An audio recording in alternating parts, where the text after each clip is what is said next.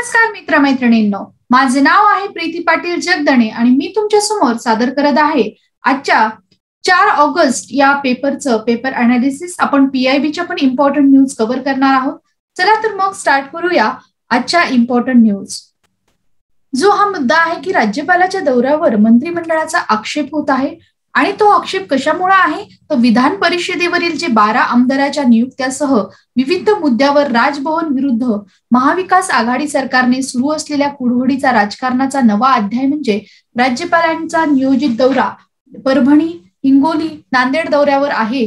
त्याच्यावर आक्षेप काय घेतलेला आहे की तुम्ही अगोदर मंत्रिमंडळाचे जे तुमचं व्यवस्थित काम आहे ते व्यवस्थित करा, हाच आक्षेप मंत्रिमंडळाने घेतलेला आहे. आता तुम्हाला माहित असेल की जे 12 आमदाराची जी डिस्क्रिशनरी पॉवर आहेत निवडण्याची ते राज्यपालांकडे आहेत आणि ते आर्ट, सायन्स, जे स्पेशल नॉलेज आहे त्या ह्याच्यामधून ते त्यांची निवड करू शकतात आणि ही निवड अद्याप झालेली नाहीये आणि याच्यावर राजकारण चालू झालेलं आहे.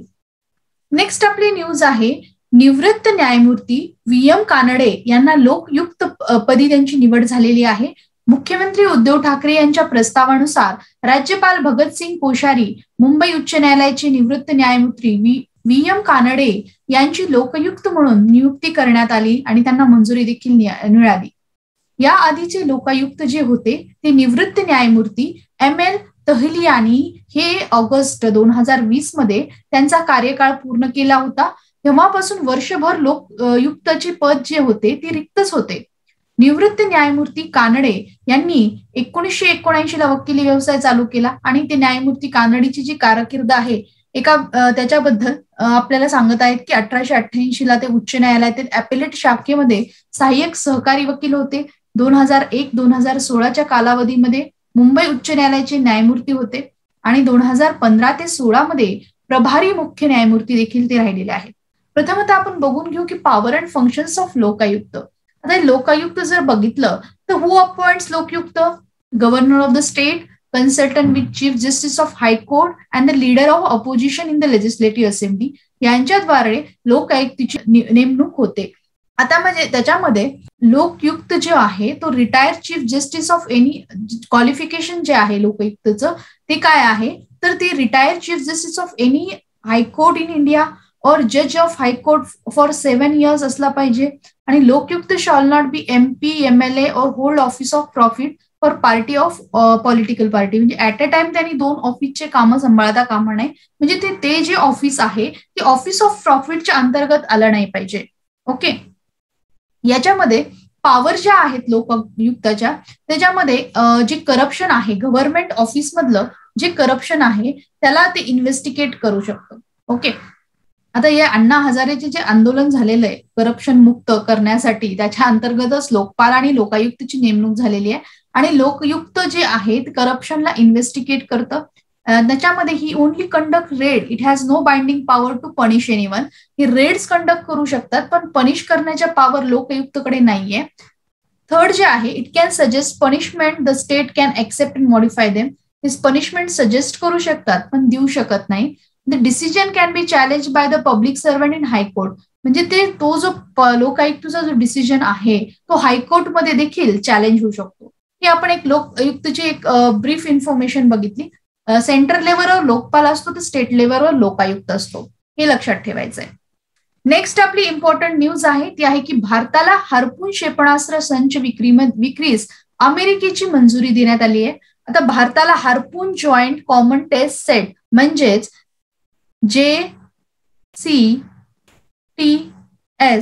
ही जी यंत्रणा आहे या विकासनास अमेरिकेने मंजुरी दिली. या संचाची किंमत $8.2 कोटी असून त्यामुळे दोन्ही देशातील जे द्विपक्षीय सामरिक संबंध आहेत ते सुधारण्यास मदत होणार आहे.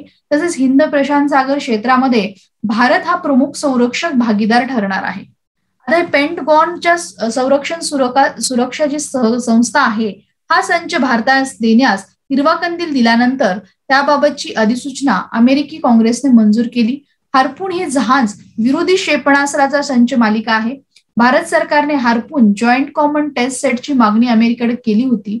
त्यात हार्पूनचे जे क्षेपणास्त्राच्या सुट्ट्या भागाची निगा दुरुस्ती यासाठी एक केंद्र उभारले जाणार आहे. आणि त्यात तांत्रिक माहिती आणि प्रशिक्षण बाबीचा देखील त्यामध्ये समावेश आहे. आता जर आपण बघितलं तर अमेरिका आणि भारताचे संबंध जर बघितले तर अजून आपण अमेरिका भारताचे संबंध हे क्लोज झालेले आहेत. पंतप्रधान मोदीच्या जून 2016 मध्ये जेव्हा अमेरिकेला भेट दिली त्यामुळे अमेरिकेने भारताला महत्वाचा संरक्षण भागीदार केलेला आहे. त्याचे स्ट्रॅटेजिक पार्टनर आहेत आपण अमेरिकेचे. त्यात संरक्षण तंत्रज्ञानाचा देखील समावेश आहे आणि आताची जी हार्पून संचाच्या विक्रीने भारताची एक संरक्षण क्षमता अधिक वाढवणार असून हार्पून क्षेपणास्त्राची देखभाल करणे सोपे जाणार आहे. यात मूळ प्रादेशिक लष्करी समतोल ढळणार नाही याची काळजी देखील घेण्यात येणार आहे. नेक्स्ट इम्पॉर्टंट न्यूज आहे तो आहे की राज्य सरकारचा जो निर्णय आहे तो लवकरच होणार आहे. कशाबद्दल? तर वरिष्ठ अधिकाऱ्यांचे जे वारस आहे त्यांना देखील सरकारी नोकरीमध्ये जागा भेटणार आहे. आता राज्यामध्ये जे शासकीय सेवेत क आणि ड वर्गाचे जे अधिकारी आहेत कर्मचाऱ्यासाठी लागू असलेले जे नोकरीचे धोरण आहे आता ते अ आणि ब अधिकाऱ्यांसाठी पण लागू होणार आहे की शासकीय सेवेत असताना अधिकारी दिव्यांग झाल्यास किंवा गंभीर आजार अपघात झाल्यास किंवा शासकीय सेवा करण्यास वैद्यकीय दृष्ट्या कायमचा असमर्थ ठरल्यास सेवानिवृत्त झाल्यास त्याच्या कुटुंबाला ओढवणाऱ्या आर्थिक आपत्तीमध्ये कुटुंबाला तातडीमध्ये मदत मिळवण्याच्या उद्देशाने राज्यामध्ये 1976 पासून अनुकंपा तत्वावरील नोकरीचे धोरण लागू केले. सध्या क आणि ड वर्गातील अधिकारी कर्मचाऱ्यासाठी हे धोरण लागू आहे. तर नक्षलवादी, दहशतवादी, दरोडेखोर किंवा समाज विघातक यांच्या हल्ल्यात मृत्यू झाल्यास स्वतःचा जीव धोक्यात घालून प्रत्यक्ष कर्तव्य बजावत मृत्युमुखी पडल्यास अ आणि ब वर्गातील अधिकाऱ्यांच्या कुटुंबांना देखील अनुकंपा तत्वावर नोकरी दिली जाणार असल्याचं सांगण्यात येत आहे. नेक्स्ट आपली इम्पॉर्टंट न्यूज आहे की ती पंतप्रधान नरेंद्र मोदींचं मत आहे की स्वार्थी घटकामुळे स्वस्त धान्य योजनांना अपेक्षित यश नाहीये. म्हणजे जे भ्रष्टाचार तिथे पण होत आहे की स्वतंत्रता काळात देशात स्वस्त अन्नधान्य वाटपाच्या योजना आणि त्यासारखी निधी उत्तरोत्तर वाढत होत गेली. मात्र अकार्यक्षम जी वितरण क्षमता आहे आपली डिस्ट्रीब्युशन सिस्टीम जी आहे त्याच्यामध्ये स्वार्थी घटकामुळे गरिबांना पाहिजे तसा लाभ मिळाला नाहीये असं निरीक्षण करण्यात आलेलं आहे. आता पंतप्रधान गरीब कल्याण अन्न योजनेच्या कोरोना काळात गरीब नागरिकांना मोठ्या प्रमाणावर लाभ झाला. त्यामुळे अनेक गरीब कुटुंबांनी भाकरीची चिंता दूर झाली असं देखील त्यांनी प्रतिपादन केलेलं आपल्याला दिसतंय. याच कार्यक्रमामध्ये त्यांनी अहमदाबादमध्ये जो कार्यक्रम घेत होते त्यामध्येच त्यांनी डिजिटल तंत्रज्ञानामुळे कशा पद्धतीने सुधारणा झाली आहे आणि त्या तंत्रज्ञानाचा वापर लाभार्थ्यांना कसा होतो हे देखील सांगितलं. प्लस लसीकरणाचं देखील जास्तीत जास्त देशवासियांना आव्हान केलेलं आहे. आता आपल्याला माहिती आहे की संयुक्त राष्ट्र सुरक्षा मंडळ UNSCच्या अध्यक्षाच्या नात्याने भारताने एक भूमिका घेतली आहे की दहशतवाद्यांना होणारी आर्थिक आणि तंत्रज्ञानात्मक रसद आता थांबवणार आहेत. जी फंडिंग आहे त्यांची मेन ती फंडिंग थांबवण्याचं काम भारत करत आहे. भारत संयुक्त राष्ट्र सुरक्षा मंडळाचा अध्यक्ष या नात्याने काम करताना दहशतवाद्यांना होणारा अर्थपुरवठा, दहशतवाद्याकडून हल्ल्यासाठी वापरली जाणारी आधुनिक यंत्र यांना लगाम घालण्याचा प्रयत्न करत आहे असं संयुक्त राष्ट्रातील आपले स्थायी राजदूत आहेत TS तिरुमूर्ती यांनी प्रतिपादन केलेलं आपल्याला दिसतंय. आता याच्यावर चर्चा होत आहे की वोडाफोन आणि आयडिया यांचा मालकीचा वाटा सरकारलाच देतो असं कुमार मंगलम बिर्ला यांच्या पत्रामुळे भारतीय उद्योग क्षेत्रातील जे प्रश्नचिन्ह निर्माण झालेलं आहे ते आहे की आयडिया आणि जे वोडाफोन आहे त्याच्या एकेकाळी बलाढ्य दूरसंचार असलेल्या कंपनीत बिर्ला यांची देखील 27% मालकी होती. आता याच्यामध्ये वोडाफोन आणि आयडियाचं नॅशनलायझेशन होत आहे काय म्हणजे खासगी गुंतवणूक जी आहे वोडाफोन आणि आयडियाची त्याच्यामध्ये नॅशनलायझेशन होत आहे काय हे एक मोठं प्रश्नचिन्ह सगळ्यांसमोरच उभं राहिलेलं आपल्याला दिसतंय. आता राज्यामधले संघर्ष कसे हाताळू नाहीत याच्यावर एक आर्टिकल खूपच सुंदर आलेलं आहे. त्याच्यामध्ये कंपॅरिझन केलेलं आहे सरदार पटेल यांचं. सरदार पटेल यांनी जसा पद्धतीने गृहमंत्री असताना विविध राज्याचं जे इंटिग्रेशन करून आणलं त्याच्यावर उदाहरण दिलंय आणि त्यालाच कंपॅरिझन केलंय आसाम मिझोरामचा जो संघर्ष झाला अलीकडे त्याच्यामध्ये अस्वस्थ ईशान्य भारतामध्ये बघू शकतो की स्वातंत्र्यानंतर ईशान्य राजकीयाची फेरजुळणी झाली. मग छोटे छोटे राज्य जुळून आले. आधी केंद्रशासित प्रदेश नंतर राज्याचा दर्जा आसाममध्ये आपले भूभाग गमावल्याची भावना निर्माण झाली आणि परक्यांविरुद्ध चळवळीतून आत्मभान टोकणार काय असं आसाममध्येच मुस्लिम बंगाली आदिवासी विरोधात आंदोलन उभा राहिले. तर मिझोराममध्ये आसाम विरुद्धची स्वतंत्र मिझोरामवादी चळवळ सक्रिय झाली. मिझो नॅशनल फ्रंट यांच्यात करार झाला आणि तेथे शांतता आणि सुरळीत लोकशाही प्रक्रिया अस्तित्वात आली. आता आपण बघू शकतो की आसाम आणि मिझोरामचं जे आपण ऑलरेडी कव्हर केलेला आहे, हा जो त्यांचा सीमा रेषेवरून किंवा बाउंड्री जो डिस्प्यूट आहे, तो boundary dispute actually legacy of the British आहे. त्या काळातले जे अग्रीमेंट्स आहेत त्याच्यावरून हा बाउंड्री डिस्प्यूट आहे. आता याच्यामध्ये संघराज्य चौकट कशी आहे की आपल्यामध्ये कृष्णा कावेरीच्या पाण्याचा वाद नाही असाच संसाधनाविषयीचा आहे. फक्त ईशान्येमध्ये वंश सांस्कृतिक विविधतेचा प्रश्न म्हणून वादाकडे पाहुलं जायला चालणार नाही. संघराज्य चौकटी पुढेही हा प्रश्न विचारात घेतला पाहिजे. आपल्याला माहिती की आपल्या भारत देशामध्ये कावेरी कृष्णाचा वाद असो किंवा अनेक नद्याचा जो वाद आहे, परत बाउंड्री डिस्प्यूट्स आहेत, हे फेडरल संस्कृतीमध्ये कसं डील झालं पाहिजे आणि त्याच्यामध्ये केंद्राचा हस्तक्षेप आणि त्याचा रोल याच्याविषयी लेखक डिस्कस करतायत. नेक्स्ट जे आहे ते आहे की आपल्यामध्ये एक प्रकारे सामंजस्य एकत्र राहणे आणि भडकावून राजकारण करणे असं देखील काही राजकारणी करतायत. हे न होता व्यवस्थित शांतता आणि सुरक्षेच्या हेतूने हे जे फेडरलिझम आहे, संघराज्य चौकट आहे, ही पाळली पाहिजे. आता नवा राष्ट्रवाद मध्ये रिजनलिझमचं सांगितलं आहे की रिजनलिझम म्हणजे माझा प्रदेश, आमचा प्रदेश, आपला देश नाही तर आपला प्रदेश, ही रिजनलिझमला, नवा राष्ट्रवादाला एक चॅलेंज म्हणून आपण घेऊ शकतो. नेक्स्ट आपली इम्पॉर्टंट न्यूज आहे ती आहे की भारंगी नदी प्रदूषित झालेली आहे. तर शहापूरमध्ये माहुली किल्ल्यावर उगम पावणाऱ्या शहापूर तालुक्यातील भारंगी नदीत फेसाळलेलं पाणी वाहत असल्याचं दिसत आहे. नदीमध्ये फेसाळलेले पाणी नेमके कुठून आलेले आहे? भातसा नदीवर मुंबई शहराची पाणी योजना असल्याने नागरिकांना, जलचरांना त्याचा धोका निर्माण झाला. आता ही भारंगी जी नदी आहे त्याच्यावर मध्ये डिस्प्यूट चालू होता की त्याच्यावर बरेच इलिगल कन्स्ट्रक्शन ऍक्टिव्हिटीज देखील चालू होत्या आणि आपल्याला आपला जे रिसोर्सेस आहेत, नदी आहे, समुद्र आहे, की त्याचं व्यवस्थित कन्झर्वेशन केलं पाहिजे आणि जे पण रूल्स आहेत एन्व्हायरमेंट कन्झर्वेशनचे त्याला सगळ्यांनीच फॉलो केलं पाहिजे. त्याच्यावर कोणतंही राजकारण झालं नाही पाहिजे. ओके. नेक्स्ट आपली इम्पॉर्टंट न्यूज आहे ती आहे की दिवाळखोरी संहिता सुधारणा विधेयक राज्यसभेत मंजूर झालेले आहे.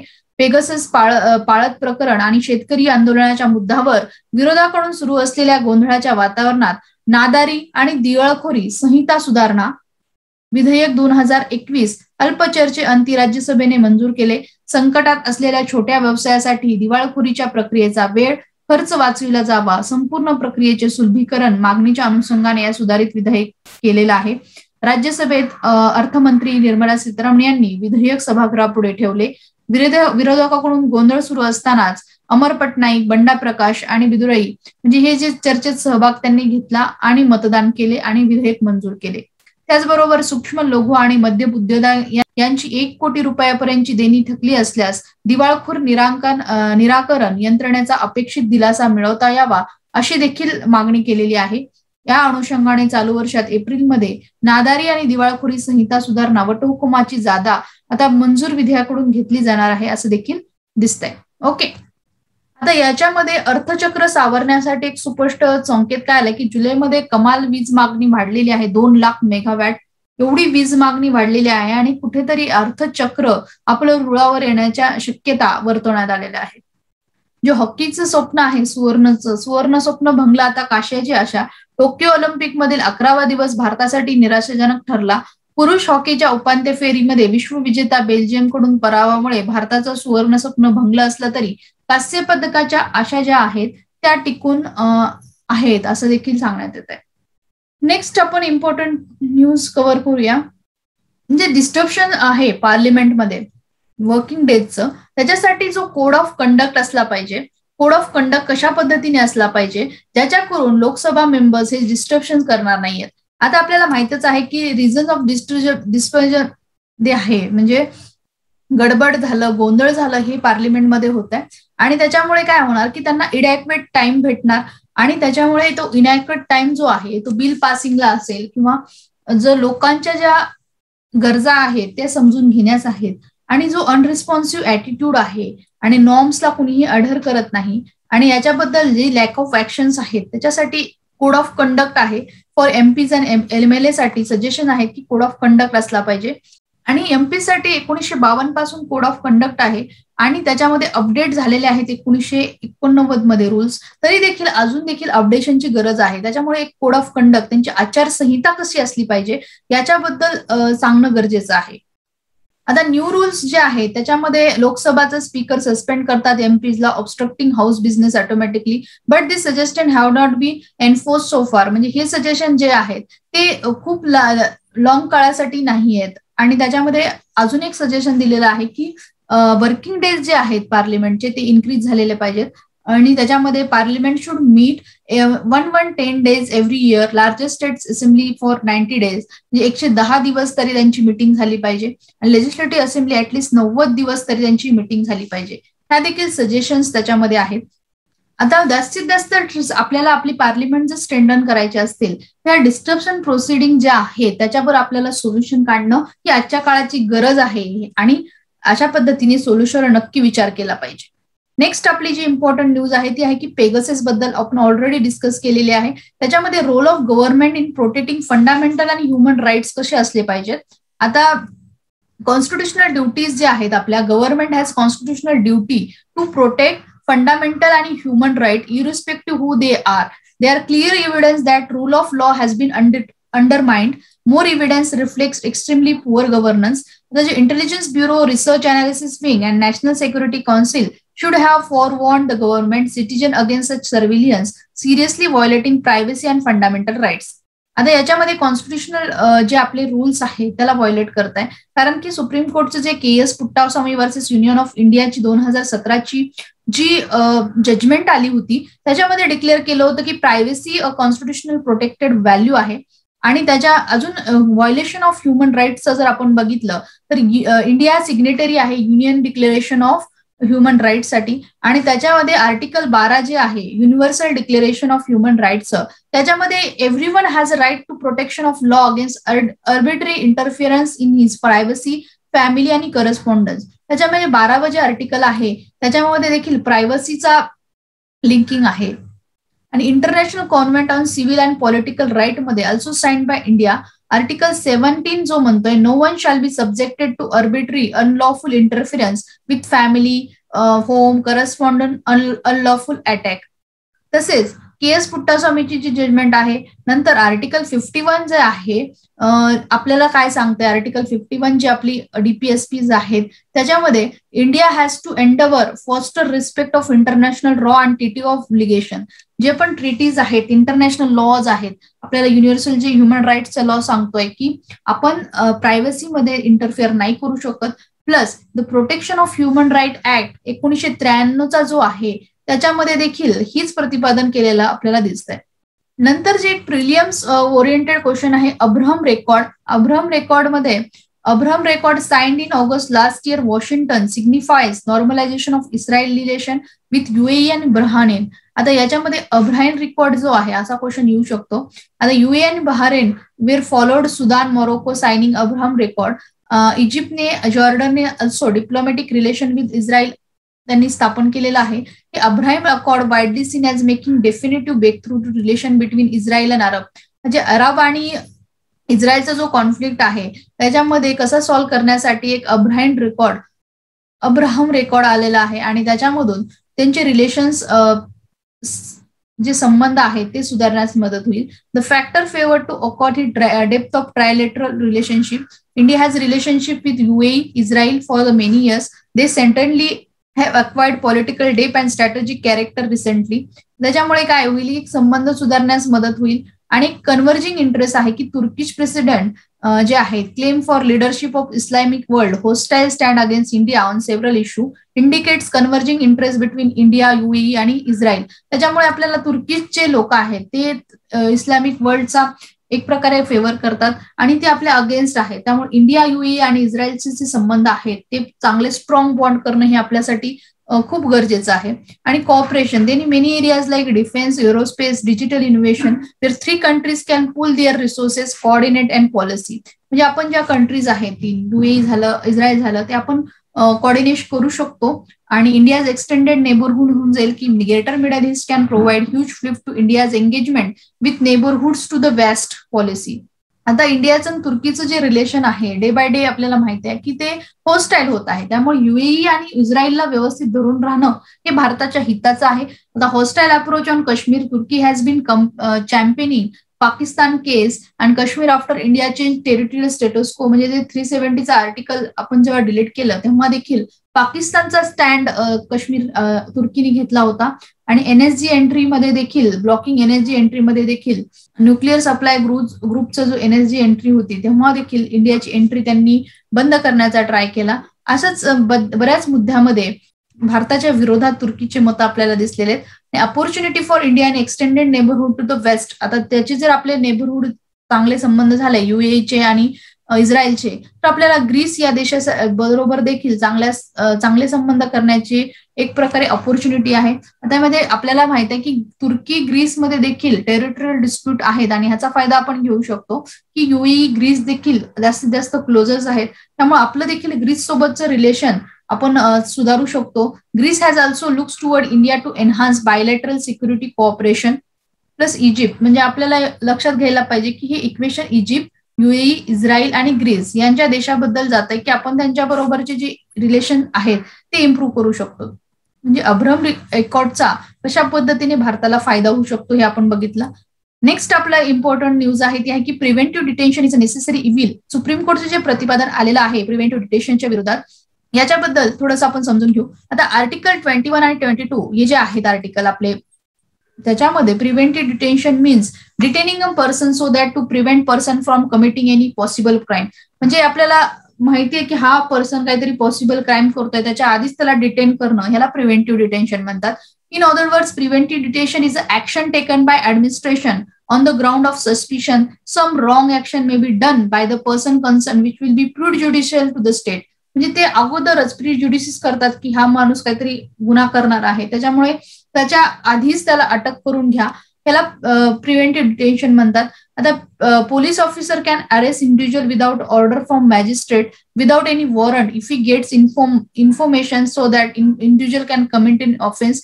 कशा अंतर्गत? तर preventive detention law 1950, according to this law any person could be arrested, detain if his freedom would be endanger security of the country, foreign relation, public interest, otherwise necessary to the country. ह्या लॉच्या अंतर्गत देखील आपण arrest करू शकतो. Plus जो आपला unlawful activities prevention act आहे त्याच्या अंतर्गत India state could declare any organisation illegal, could imprison anyone, interrogation if said organisation or person questioned India sovereignty or territory. याच्या अंतर्गत देखील प्रिव्हेंटिव्ह डिटेन्शन केले जातात. What is the difference between preventive detention and arrest? Arrest is done when person is charged with a crime.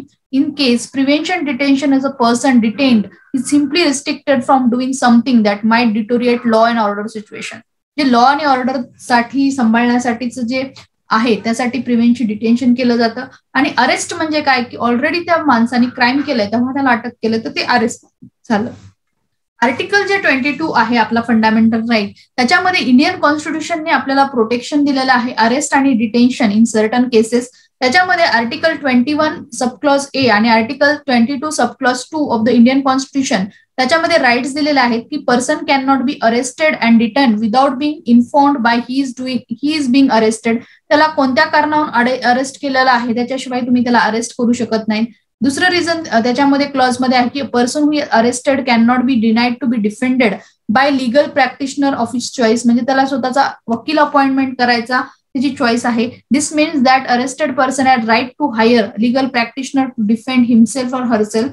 Every person who has been arrested would be produced before nearest magistrate within 24 hours. म्हणजे जे पण लोक arrested झालेले आहेत 24 hours अंतर्गत त्यांना court समोर त्यांना तुम्ही इंट्रोड्यूस करायचंय. The custody of detain person can not B beyond sed period by the authority of the magistrate. म्हणजे मॅजिस्ट्रेटने सांगितल्या पद्धतीने त्यांना त्याची कस्टडी त्याच्या जास्त पद्धतीने वाढू शकत नाहीत. आणि एक्सेप्शन्स काय आहेत प्रिव्हेंटिव्ह डिटेन्शन मध्ये की आर्टिकल 22 सबक्लॉज 3 सांगतोय says that the above safeguard that not available to the following if person is at time being enemy alien if the person is arrested under certain law made by the purpose of preventive detention. म्हणजे हे जे preventive detention आहे जो fundamental right आहे, जर काही certain लॉजच्या अंतर्गत त्यांचं प्रिव्हेंटिव्ह डिटेन्शन केलं तर ह्या लॉजचा त्याच्यामध्ये काहीच उपयोग होणार नाहीये. आता जे कॉन्स्टिट्युशनल प्रोव्हिजनल आहेत it is extraordinary that framers of the Indian constitutional who suffered most because of preventive detention law did not hesitate to give constitutional sanctity. कारण की माहितीये की भारत स्वतंत्र होण्याच्या अगोदर हे प्रिव्हेंटिव्ह डिटेन्शन हे बऱ्याच पद्धतीने केलं जात होतं. B.R. Ambedkar was of opinion that the freedom of individuals should not be supersede the interests of the state. He also stated that the independence of the country was in the state influence. In order to save it, preventive detention was essential. Issues with the preventive detention जे आहेत ते arbitrariness, म्हणजे police जे आहेत कुणाला पण कोणत्याही ह्याच्यासाठी अटक करू शकतात. आर्बिट्रेरीनेस जे आहे the police determination whether the person poses threat or not tested at a trial by leading evidence or examine legally trained person. म्हणजे ते एक्झामाइन पण करत नाही एक लिगली ट्रेन्ड पर्सन कडून की खरंच बाबा हा पर्सन काहीतरी क्राईम करणार होता का, आणि त्याच्यामध्ये त्या पर्सनचं जे राईट आहे ह्युमन राईट जे आहे ते व्हायोलेट होतं. त्याच्यामुळे काय right violation quite often there is a no trial up to 3 months. आणि त्याच्यामध्ये आपण बघू शकतो की ट्रायल जे आहे की 24 hours आतमध्ये असायला पाहिजे की तो गुन्हेगार आहे का नाही, परंतु 3 months पर्यंत कोणतंही ट्रायल केलं जात नाही. नंतरचा जो इश्यू आहे तो आहे abuse. It does not provide any procedural protection such as a reduce detainees, vulnerability to torture, discriminatory treatment. त्याला नंतर डिस्क्रिमिनेटरी ट्रीटमेंट दिली जाते, टॉर्चर केली जाते, ह्याच्यासाठी कोणतीही प्रोसिजर आणि प्रोटेक्शन नाहीये. Tool for suppression. In the absence of proper safeguard, preventive detention has been misused, particularly against दलित आणि मायनॉरिटीज. आणि त्याच्यामुळे काय सप्रेशनचा एक टूल झालेला आहे ऍक्ट दलित आणि मायनॉरिटीच्या विरुद्ध. आता व्हॉट वॉज द अपेक्स कोर्टने काय रिसेंटली जजमेंट दिलाय की preventive detention is a necessary evil only to prevent public disorder. The court must ensure the fact that brought before it directly and inadvertently lead to harm, danger, alarm, feeling of insecurity among the general public, any section beyond of large. म्हणजे general public साठी एक dangerous situation आहे. State should not be arbitrarily restored preventive detection to deal with sundry law and order problem. म्हणजे त्या arbitrary तुम्ही choose नाही करू शकत तुमचा लॉ अँड ऑर्डर खराब होत आहे म्हणून आम्ही प्रिव्हेंटिव्ह डिटेन करतो. याच्यामध्ये अपहोल्ड करताना सुप्रीम कोर्टने सांगितलं की 21 जी आहे राईट टू लाईफ आहे हा प्रिव्हेंट झाला पाहिजे. Preventive detection must fall within the 4 corners. Article 21 due process of law reads to article 22 safeguard against the arbitrary arrest and detention and statute in question and justice Nariman rule. म्हणजे जी liberty of the citizen आहे the most important right आपला जो आहे त्याला कशाही पद्धतीने धक्का नाही लागला पाहिजे असं सांगण्यात आलंय.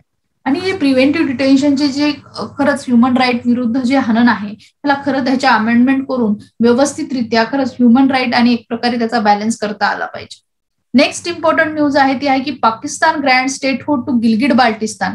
आता जे पीओकेचा रिजन आहे त्याच्यामध्ये गिलगिट बाल्टिस्तान आहे त्याला स्टेटहुड दिलेला आहे. आता गिलगिट बाल्टिस्तानचा जो रिजन आहे काही पाकिस्तान ऑक्युपाइड काश्मीर जो आहे पीओके त्याच्यामध्ये गिलगिट बाल्टिस्तानचा जो रिजन आहे हा एरिया जवळजवळ 72,971 स्क्वेअर किलोमीटर आहे.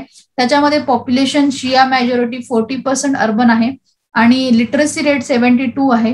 Revenue earner tourism tracking and monitoring पासून होतो. आता याच्यामध्ये Pakistan has finalize draft legislation incorporate Gilgit Baltistan region known before 2009 northern area province of country. Gilgit was a part of princely state of Jammu and Kashmir but ruled directly by British who had taken to lease from Hari Singh and Hindu ruler Muslim majority state. When Hari Singh acceded India on October 26, 1947, Gilgit sought rose in rebellion led by British commander Major William Alexander Brown. Hari सिंगने जेव्हा भारताकडे सगळं रिजन सोपवला होता त्याच्यामध्ये British commander major William Alexander Brown ते lead केलेलं होतं. गिलगिटचा जो रेबेलियन झालेला होता. नंतर Gilgit scouts also move to take for Baltistan was a part of Ladakh and captured Skardu, Kargil and Dras. In the battle there for Indian forces retook Kargil and Dras in August 1948. 1948चा जो बॅटल होता त्याच्यामध्ये कारगिल आणि द्रासची जी रिजन आहेत इंडियाने परत जिंकले. The Gilgit was a part of princely state of Jammu काश्मीरचा जो पार्ट होता तो पीओके म्हणून नंतर ओळखला जाऊ लागला. त्याच्यानंतर इंडियन पाकिस्तानमध्ये सीज फायर झाला आणि 1949ला आणि Pakistan entered in to agreement with the provincial government of Azad Jammu Kashmir. Much of the part been occupied by the Pakistani troop and irregular were taken into Pak defense and foreign affairs. म्हणजे जो illegal part त्यांनी occupy केला तो PoK म्हणून जो ओळखला जाऊ लागला. त्याच्यामध्ये 1974ला नंतर पाकिस्तानने first full fledge civilian constitution adopt केली.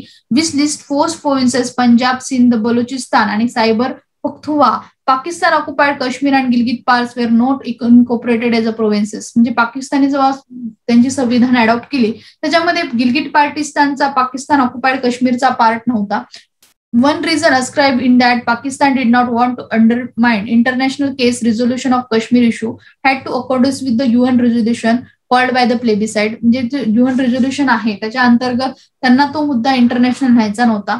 1975 ला Pakistan got its own constitution make it its offensively self governor autonomous territory आणि the constitution has no jurisdiction over the northern area continue to be administered by the Islamabad frontier crime regulation. त्याच्यामध्ये त्याच्या अंतर्गत होता. In reality POK was to remain under the control of Pakistani federal administration and the security establishment through Kashmir council. आता याच्यामध्ये गिलगिट बाल्टिस्तानचा region कशामुळे focus आलाय तर Pakistan begins considering changes to it administrative arrangement with increasing Chinese involvement in the strategic development venture. आणि Gilgit Baltistan vital to choose project in which it provide land access between two. आता याच्यामध्ये China belt road आणि project आहे त्याच्यामध्ये गिलगिट बाल्टिस्तान मधून देखील one belt one रोडचा जो project आहे तो जातोय आणि त्याच्यामुळे देखील त्यांनी हे स्टेटहुड हे जे आहे ग्रँट केलं आहे. The separation of the movement there is अँगर against Pakistan for unleashing sectarian military group that target Shia but predominant sentiment is improve they are part of Pakistani federalism. म्हणजे अनेक अशा मुवमेंट वगैरे ते चालूच आहेत प्रोटेस्ट वगैरे. आता ह्याचा सिग्निफिकन्स इंडियाला काय तर Gilgit Baltistan is a integral part of India by the virtue of legal complete irrevocable accession of the Jammu Kashmir to be union of India in 1947. हा गिलगिट बाल्टिस्तान जो पार्ट आहे तो भारताचा पार्ट आहे आणि त्याच्यावर जो पाकिस्तान सांगतोय की आमचा पार्ट आहे तो आपला युनियन ऑफ इंडियाचा ऍक्सेस आहे. The area strategic importance for India has increase the light of China Pakistan economic corridor agreement. म्हणजे जे इकॉनॉमिक कॉरिडॉर अग्रीमेंट झालाय त्याच्यामुळे ते स्ट्रॅटेजिक इम्पॉर्टन्स भारतासाठी वाढलंय. India is also concerned that two-front war with the China as well as Pakistan after the standoff between Eastern Ladakh last year. आणि भारतासाठी इकडं पाकिस्तानचं साठी युद्ध चालू होतं आणि दुसरीकडे चायनाचं हे ट्रू फ्रंट वॉर चालू होतं आणि त्याच्यामुळे हे कन्सर्न्स आपल्या भारतासाठी रेज करू शकतात की गिलगिट बाल्टिस्तान किती महत्वपूर्ण एरिया आहे आणि त्याचे कन्सर्न्स. नेक्स्ट आपले इम्पॉर्टंट आर्टिकल आहे ते आहे की जे फूड फोर्टिफिकेशनचा मुद्दा आहे तर expert raise concern over mandatory food fortification. आता या फूड फोर्टिफिकेशन मध्ये अंडर न्यूट्रिशनच्या इश्यू अंतर्गत आता आपण माहिती की central plan to mandatory fortify rice and edible oil with vitamins and mineral a group of scientist activist have warned of the adverse impact of health and livelihood. आता food फोर्टिफिकेशनच्या प्रोसेसमध्ये काय झालं जातं की एक्स्ट्रा विटॅमिन्स आणि proteins त्याच्यामध्ये फूडमध्ये ऍड केले जातात.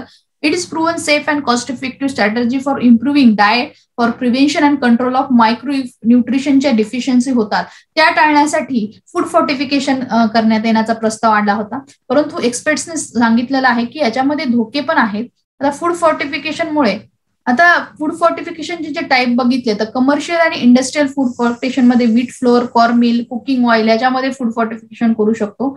बायोफोर्टिफिकेशन मध्ये breeding crops to increase their nutritional value including conventional selective breeding and genetic engineering हे सुद्धा फूड बायोफोर्टिफिकेशन साठी यूज केले जातात. आणि होम फोर्टिफिकेशन मध्ये विटॅमिन डी आपण ऍड करू शकतो. आता हे जे ऍडव्हान्टेजेस हेल्थमध्ये टेस्टमध्ये हे आहेत न्यूट्रिशन मध्ये तरी आहेत परंतु आता याच्यामध्ये बरेच फोर्टिफाय जे फूड आहेत त्याच्यामध्ये इश्यू जे आहेत it is against nature. Fortification and enrichment offsets the nature packaging. Our body does not absorb individual nutrition added to processed food as efficiently as compared to nutrition naturally जे occur असतात nutrition naturally जसं observe करते body त्या पद्धतीने हे जे मिळवलेले जे आहेत इंडिव्हिज्युअल न्यूट्रिशन ते ऑब्झर्व करत नाहीये आणि याच्यामुळे इम्युनिटी इश्यूज होण्याचे देखील चान्सेस आहेत. The lack of immune boosting substance आणि ओव्हर न्यूट्रिशन हा देखील इश्यू मांडला आहे की fortified foods and supplement can pose specific risk for people who are taking prescription medicines including decreased absorption of micronutrients, treatment failure and increased mortality risk देखील त्यांना आहे.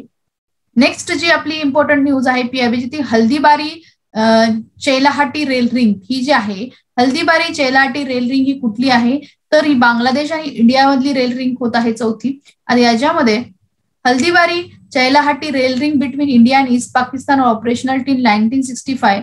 आता याच्यामध्ये ईस्ट पाकिस्तान म्हणजे बांगलादेश.